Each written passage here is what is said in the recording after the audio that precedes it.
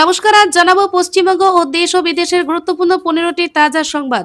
শুরুতেই দেখে নিন শিরোনাম, পরে থাকবে বিস্তারিত। মাছ ডিমের বদলে মিড ডে মিল মিলিয়ে নিরামিষ, ইসকনকে দায়িত্ব দেওয়া নিয়ে হাইকোর্টে মামলা। চিন্তার মাঝে অন্নপূর্ণা যোজনা নিয়ে বড় আপডেট দিল মুখ্যমন্ত্রী। জানালেন কারা 8 টাকা পাবেন না। হাইকোর্টের নির্দেশ অমান্যের অভিযোগ 21 জুলাইয়ের সভা নিয়ে মমতার বড় নির্দেশ জাস্টিস সিংহ রায়ের। রেশন কার্ড এবার বড় ছাঁটাই, কারা হারাতে পারেন সরকারি সুবিধা। নিয়োগ দুর্নীতিতে অভিষেককে আড়াল করছেন, অবশেষে মুখ খুললেন কালীঘাটের কাকু।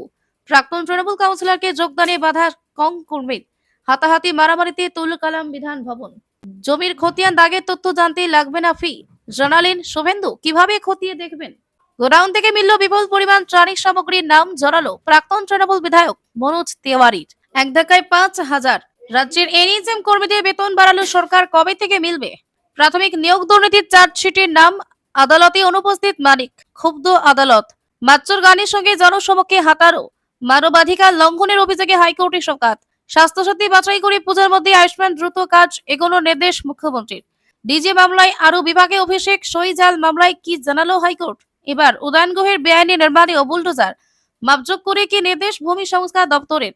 ছাত্রীদের সঙ্গে অশালীন আচরণ, স্যারকে বেদম মার, নিম থেরাপি। শান্তিপুর স্কুলে ব্যাপক উত্তেজনা।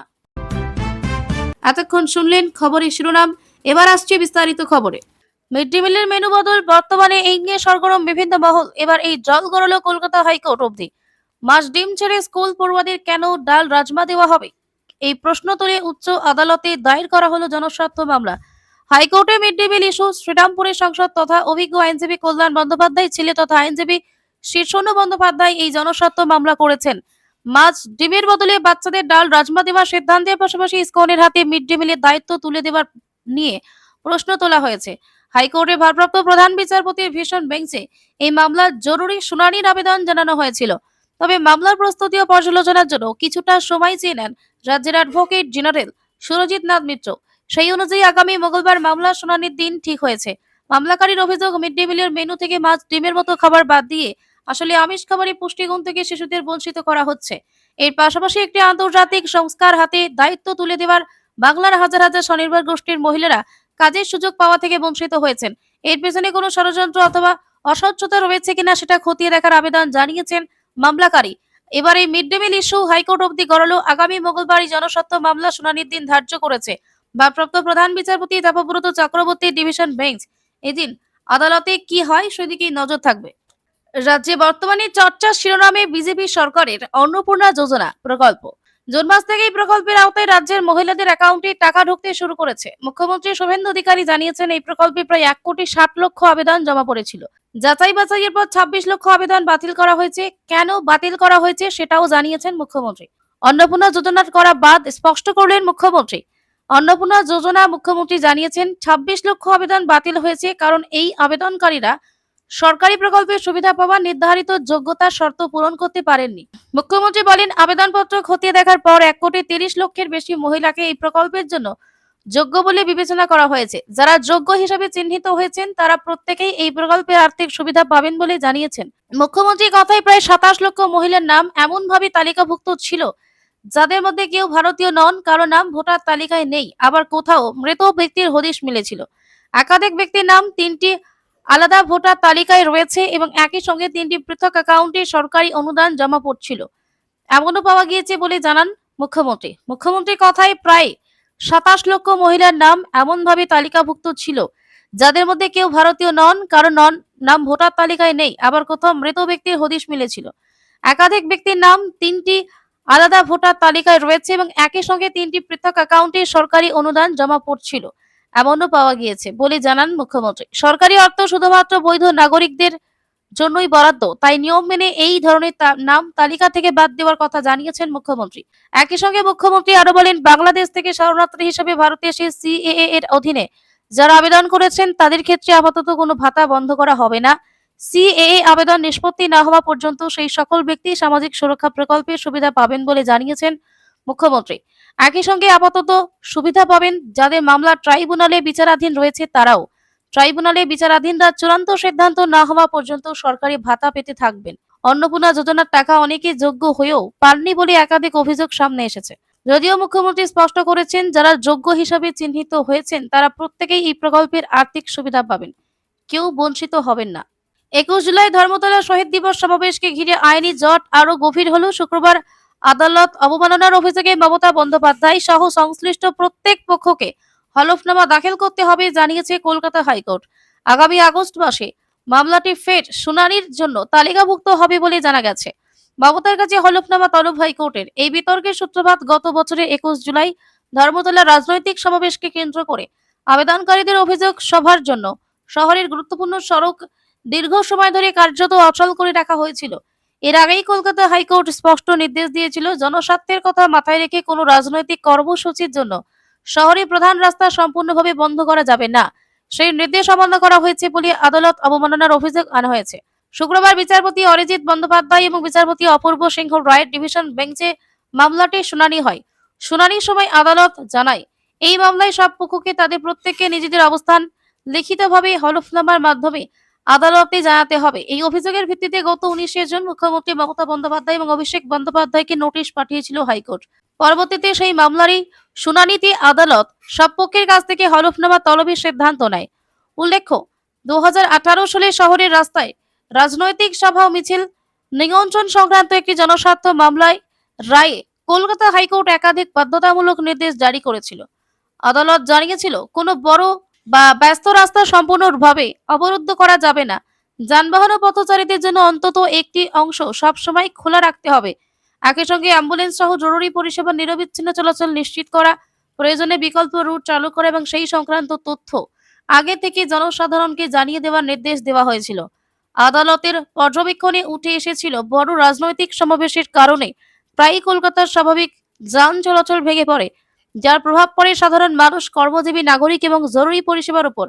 তাই রাজনৈতিক কর্মসূচি আয়োজনের ক্ষেত্রে জনস্বার্থকে সর্বোচ্চ গুরুত্ব দেওয়ার কথা বলেছিল আদালত। বর্তমান মামলায় আবেদনকারীদের দাবি, 2025 সালে 21 জুলাই শহীদ দিবসের সভায় সেই নির্দেশ কার্যকর করা হয়নি। এখন আদালতের নির্দেশ অনুযায়ী মমতা বন্দ্যোপাধ্যায় সহ মামলার সমস্ত পক্ষকে নির্দিষ্ট সময়ের মধ্যে হলফনামা জমা দিতে হবে। আগস্ট মাসে পরবর্তী শুনানিতে সেই হলফনামা এবং উভয় পক্ষের বক্তব্য বিবেচনা করেই মামলার পরবর্তী আইনি পদক্ষেপ নির্ধারণ করবে কলকাতা হাইকোর্টে। ফের শিরোনামে উঠে এসেছে নিয়োগ দুর্নীতি মামলা। সম্প্রতি বেশ কিছু বিস্ফোরক দাবি করেছেন এই নিয়োগ দুর্নীতি কাণ্ডের অন্যতম মিডলম্যান তাপস মণ্ডল।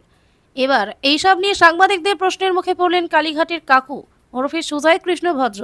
অভিষেক বন্দ্যোপাধ্যায়কে নিয়েও তাকে বেশ কিছু প্রশ্ন করা হয়। অভিষেক কি আড়াল করছেন? কি বললেন কালীঘাটের কাকু?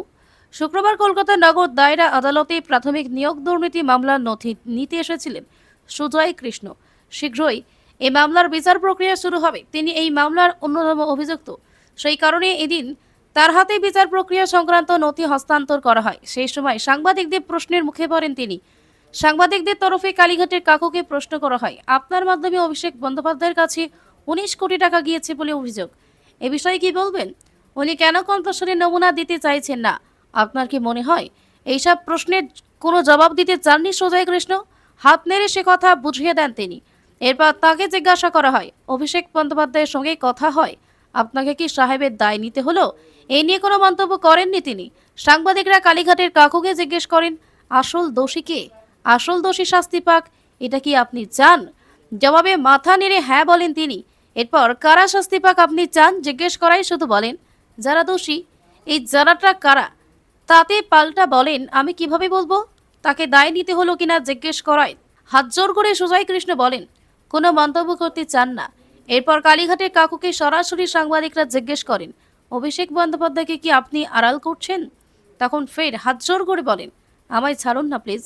গাড়িতে উঠে আদালত চত্বর ছেড়ে বেরোনোর আগে শুধু বলেন, দোষীরা শাস্তি পাক চাই, যারা দোষী তারা শাস্তি পাবে, আদালত বিচার করবে, আদালতের উপরই সব ছাড়ছি।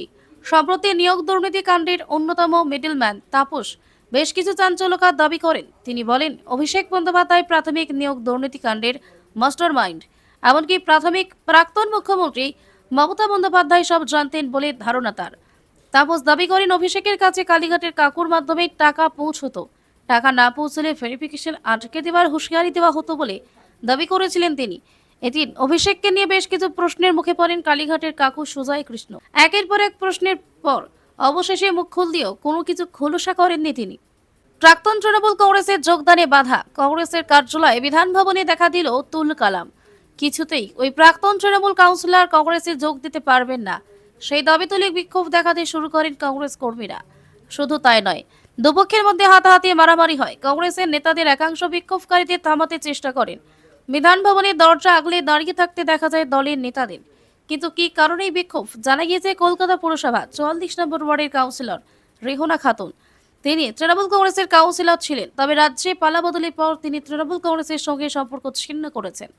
এবার তৃণমূল থেকে কংগ্রেসে যোগ দেওয়ার ইচ্ছা প্রকাশ করেছিলেন। সেই মতো শুক্রবার অনুগামীদের দিয়ে মৌলালির বিধান ভবনে গিয়েছিলেন রেহনা খাতুন। কংগ্রেসে যোগদানের কথা ছিল বলে খবর, কিন্তু তার আগেই বিধান ভবনে দেখা দিল তুল কালাম। প্রাক্তন তৃণমূল কাউন্সিলরকে দলে নেওয়া যাবে না, সেই দাবি তুলেন কংগ্রেস কর্মীদের একাংশ। অভিযোগ, ওই কাউন্সিলর একাধিক দুর্নীতিতে যুক্ত। শুধু তাই নয়, তার ওয়ার্ডে তৃণমূলের শাসনকালে বহু কংগ্রেস কর্মী আক্রান্ত হয়েছেন।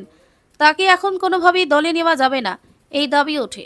এই নিয়ে জোর বিবাদ দেখা দেয় দুপক্ষের মধ্যেই। বিধান ভবনের নিচে হাতাহাতি মারামারি শুরু হয়ে যায়। রীতিমতো উত্তেজনা ছড়িয়ে পড়ে এলাকায়। সে সময় রেহনা খাতুন কংগ্রেস অফিসের ভিতরেই ছিলেন। বিক্ষোভকারীরা তাকে বাইরে বার করে দিতে বলেন। দরজা আটকে কোনো রকমে বিক্ষোভকারীদের ভিতরে ঢোকা আটকানো হয়। এদিন দুপুরে দফায় দফায় চলে বিক্ষোভ। নেতৃত্ব বিক্ষোভকারীদের শান্ত করার চেষ্টা চালিয়েছেন। জমির খতিয়ান ও দাগের তথ্য জানতে আবেদন ফি মকুব করল রাজ্য সরকার। শুক্রবার সামাজিক মাধ্যমে পোস্ট করে এই কথা জানান মুখ্যমন্ত্রী শুভেন্দু অধিকারী। তিনি লিখেছেন, নাগরিক পরিষেবা যাচ্ছে স্বচ্ছ, ঝামেলামুক্ত এবং সহজলভ্য হয় তা নিশ্চিত করতে আমাদের সরকার প্রতিশ্রুতিবদ্ধ। আজ অত্যন্ত আনন্দের সঙ্গে ঘোষণা করছি, খতিয়ান এবং জমির দাগের তথ্য পাওয়ার জন্য পূর্ববর্তী সরকার যে অ্যাপ্লিকেশন ফি আদায় করত তা আমরা আনুষ্ঠানিকভাবে মকুব করছি। মুখ্যমন্ত্রী জানিয়েছেন, এই সিদ্ধান্তের ফলে রাজ্যে সমস্ত জমির মালিক, বিশেষ করে কৃষকরা উপকৃত হবেন। তৃণমূল সরকারের আমলে জমির তথ্য জানতে অনলাইনে আবেদন করতে হতো, তার জন্য নির্দিষ্ট ফি জমা দিতে হতো আবেদনকারীকে, তারপর মিলত ডিজিটালি স্বাক্ষরিত কপি।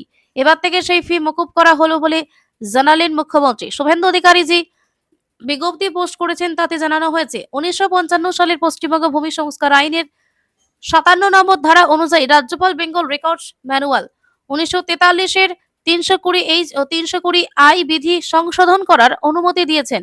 অর্থ দপ্তরের সম্মতিক্রমে এই নয়া নিয়ম অবিলম্বে রাজ্য জুড়ে কার্যকর করা হয়েছে। এর ফলে জমির খতিয়ান তথ্য, দাগের তথ্য জানতে কোনো রকম আবেদন ফি বা প্রমাণীকরণ ফি লাগবে না। মুখ্যমন্ত্রী সোশ্যাল মিডিয়ায় লিখেছেন, এখন থেকে আপনারা সম্পূর্ণ বিনামূল্যে অনলাইনে আপনাদের খতিয়ান ও জমির দাগের তথ্য ডিজিটালি স্বাক্ষরিত কপি ডাউনলোড করতে পারবেন। এই ডিজিটাল জমির রেকর্ডগুলি পাওয়ার জন্য কোনো রকম আবেদন ফি বা প্রমাণীকরণ ফি লাগবে না। এই পদক্ষেপের ফলে রাজ্য জুড়ে সমস্ত জমির মালিক, বিশেষত কৃষকরা সরাসরি উপকৃত হবেন। আপনার জমি, আপনার অধিকার, আপনার তথ্য এখন থেকে মাত্র 1 ক্লিকের আওতায়। কিভাবে খতিয়ান ও দাগের তথ্যের জন্য আবেদন করবেন? প্রথমে বাংলার ভূমি পোর্টালে আপনার আইডি ও পাসওয়ার্ড দিয়ে অ্যাকাউন্টে লগইন করতে হবে। হোম পেজের মেনু বার থেকে সিটিজেন সার্ভিস ট্যাবে ক্লিক করতে হবে। তারপর সার্ভিস ডেলিভারি অপশনটি বেছে ROR রিকোয়েস্টে ক্লিক করুন। এরপর একটি ফর্ম আসবে, সেখানে আপনার জমির জেলা, ব্লক ও মৌজা সিলেক্ট করতে হবে। এরপর খতিয়ান নম্বর, আবেদনকারীর নাম ও ঠিকানা লিখে আবেদন করতে হবে। রাজ্যের সামাজিক সুরক্ষা প্রকল্পগুলোতে যাতে শুধুমাত্র প্রকৃত উপভোক্তারাই সুবিধা পান, সেই লক্ষ্যেই প্রশাসনিক কড়াকড়ি আরও বাড়াতে চলেছে রাজ্য সরকার। এদিন রেশন ব্যবস্থা নিয়ে নির্দেশ দিয়েছেন মুখ্যমন্ত্রী শুভেন্দু অধিকারী। বিশেষ করে রেশন ব্যবস্থায় দীর্ঘদিন ধরে ভূ উপভোক্তার অভিযোগ সামনে আসায় এবার সেই সমস্যার স্থায়ী সমাধানে উদ্যোগী হয়েছে প্রশাসন। সরকারি ভর্তুকির অপব্যবহার রুখতে জেলা প্রশাসন থেকে খাদ্য দপ্তর সব স্তরেই শুরু হচ্ছে নজরদারি। রেশন ব্যবস্থা প্রসঙ্গে মুখ্যমন্ত্রী বৃহস্পতিবার নবান্নে আয়োজিত প্রশাসনিক বৈঠকে মুখ্যমন্ত্রী রেশন ব্যবস্থা স্বচ্ছতা নিয়ে বিস্তারিত আলোচনা করেন। আধিকারিকদের উদ্দেশ্যে মুখ্যমন্ত্রী স্পষ্ট ভাষায় বলেন, রেশন কার্ড ক্লিন করতে হবে, ভুয়ো রেশন কার্ড বাদ দিতেই হবে। এরপর তিনি আরও জানান, যারা রেশন পাওয়ার যোগ্য নয় তারা কোনোভাবেই আর পরিষেবা পাবেন না, এটা আমাদের নিশ্চিত করতেই হবে। নবান্ন সূত্রে খবর, এই নির্দেশ কার্যকর করতে দ্রুত প্রয়োজনীয় পদক্ষেপ নেওয়ার জন্য প্রশাসনকে বলা হয়েছে। সরকারি নথি অনুযায়ী 2025 সালের হিসেব অনুসারে পশ্চিমবঙ্গে প্রায় 8,67,00,000-এর বেশি মানুষ রেশন ব্যবস্থার আওতায় রয়েছেন। খাদ্য সরবরাহ দফতর, AAY, PHH, SPHH এবং RKSY সহ একাধিক শ্রেণীর কার্ডের মাধ্যমে এই বিপুল সংখ্যক উপভোক্তার কাছে খাদ্যশস্য পৌঁছে দেয়। এত বড় ব্যবস্থার মধ্যে অযোগ্য ব্যক্তিরা যাতে কোনোভাবেই সরকারি সুবিধা নিতে না পারেন সেই বিষয়টিকেই এখন সর্বোচ্চ গুরুত্ব দেওয়া হচ্ছে। প্রশাসনের একাংশের দাবি, গত কয়েক বছরে বহু রেশন কার্ড নিয়ে অসঙ্গতির অভিযোগ জমা পড়েছে। কোথাও মৃত ব্যক্তির নামে কার্ড চালু রয়েছে, কোথাও আবার নিয়ম বহির্ভূতভাবে নতুন কার্ড তৈরি হয়েছে বলে অভিযোগ। সেই কারণে এবার তথ্য যাচাইয়ের কাজ আরও বিস্তৃত আকারে শুরু করতে চাইছে সরকার। খাদ্য দফতর ইতিমধ্যেই একটি বিশেষ যাচাই প্রক্রিয়া চালুর সিদ্ধান্ত নিয়েছে। বিশেষ নজরে রাখা হচ্ছে সেই সব রেশন কার্ড যেগুলোর জন্য প্রথম আবেদন করা হয়েছে 18 বছর বয়সের পরে। উল্লেখ্য, সাধারণ পরিস্থিতিতে পরিবারের সদস্যদের ছোট বয়সে রেশন কার্ডের নাম অন্তর্ভুক্ত করা হয়। তাই প্রাপ্তবয়স্ক হওয়ার পর নতুন আবেদনগুলির নথি আলাদা করে পরীক্ষা করা হবে। প্রয়োজন হলে আবেদনকারী বাসভবনে গিয়ে তথ্য যাচাই করা হবে। এই বিষয়ে খাদ্যমন্ত্রী অশোক কীর্তনিয়া আগেই প্রশাসনকে সতর্ক করে বলেন, রাজ্যে এখন আইনের শাসন চলছে, অযোগ্যরা কোনো সুবিধা পাবে না। তাই এই নির্দেশ। প্রয়োজনে বাড়ি বাড়ি গিয়ে যাচাই করার নির্দেশ দিয়েছেন তিনি। প্রথম পর্যায়ে নদিয়া, মুর্শিদাবাদ, মালদহ, কোচবিহার, উত্তর দিনাজপুর, উত্তর 24 পরগনা, দক্ষিণ 24 পরগনা এবং কলকাতায় এই বিশেষ অভিযান চালানোর পরিকল্পনা নেওয়া হয়েছে। সীমান্তবর্তী জেলাগুলোতে বিশেষ গুরুত্ব দেওয়া হচ্ছে, প্রশাসনিক সূত্রে জানা গিয়েছে। শুধু রেশন কার্ড নয়, মুখ্যমন্ত্রী এদিন সমস্ত সরকারি প্রকল্পের উপভোক্তাদের তথ্য নিয়মিত খতিয়ে রাখার নির্দেশ দেন। তার মতে, যারা সরকারি সুবিধা পাওয়ার যোগ্য নন তাদের তালিকা থেকে বাদ দেওয়া হয়ে গেলে অপ্রয়োজনীয় সরকারি ব্যয় অনেকটাই কমানো সম্ভব হবে। সেই অর্থ জনকল্যাণমূলক প্রকল্পগুলোতে আরও কার্যকরভাবে ব্যবহার করা হবে। সরকারের এই নতুন উদ্যোগ কার্যকর হলে রেশন ব্যবস্থায় স্বচ্ছতা আরও বাড়বে বলে মনে করছে প্রশাসনের একাংশ।